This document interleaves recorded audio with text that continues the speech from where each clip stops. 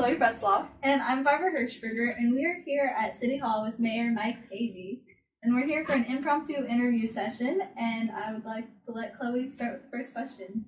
All right, these questions we have pulled from a survey that went out this past April, and these are some of the questions community members have felt that were important and should be brought to your attention and would like an answer to. So my first question for you is, what is the plan to replace Wal-Mart? Oh, wow. And as you can see, I haven't heard these questions in advance. So the main plan to replace Wal-Mart is we hired a consultant who accompanied us to a convention out in Las Vegas. We went out there, and so if you were to ask me concrete what's going to happen there, I don't know. But I can tell you that we are working on it. It is it's going to be a long drawn out process. We met today via conference call with the consultant, and they had a couple of people on their end. We had I think 3 on our end. So there is a constant back and forth of what's going on. We have kind of attacked it at a bunch of different fronts. We have the consultant. We have Brian, who invests a decent amount of time in making connections with retail and local. Obviously, John McCain and Mason do some interaction at that level.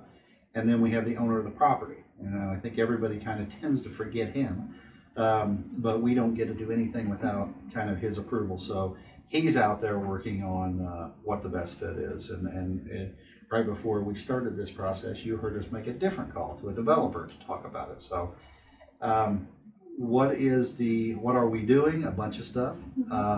What is going to be the final result? I don't know. But there's progress being made. There are steps being taken. It's going to be a very long process. Yeah, there's progress being made. Is that saying we're closer to a deal?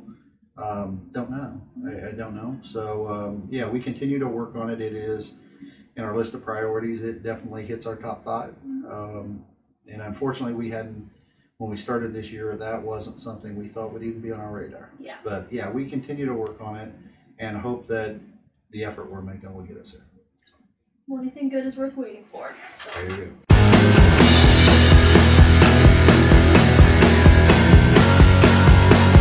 So our next question is, what is going on with the North Industrial Park? There's been no activity or interest in building to date.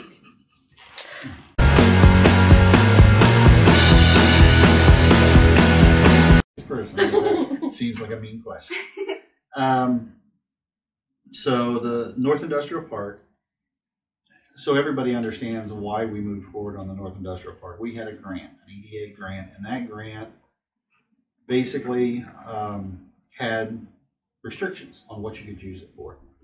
And there was some conversation that we were going to use it, and this was prior to me being in office, but what they could use it for. And when we looked at the best use of what we could really get done and what were projects that we wouldn't be held hostage, what we found out was the EDA wanted us to use the money to improve property we had. And so we owned that 80-acre field.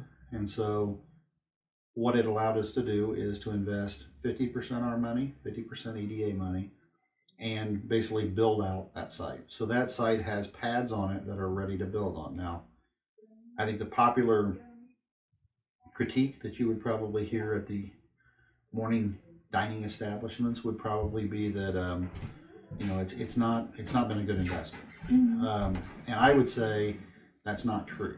I think that our community, the one thing we know and we know really well is we know agriculture. And so what do?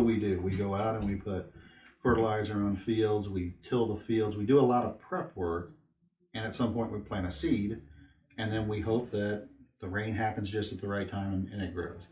Kind of the same philosophy here. It's not a seasonal, it's not a growing season. We're doing it over time. So what that property being developed allows us to do is when the state sends out, they'll send out a questionnaire. So you understand, a person wanting to locate in Indiana will send to the IEDA, which is the Economic Development Agency.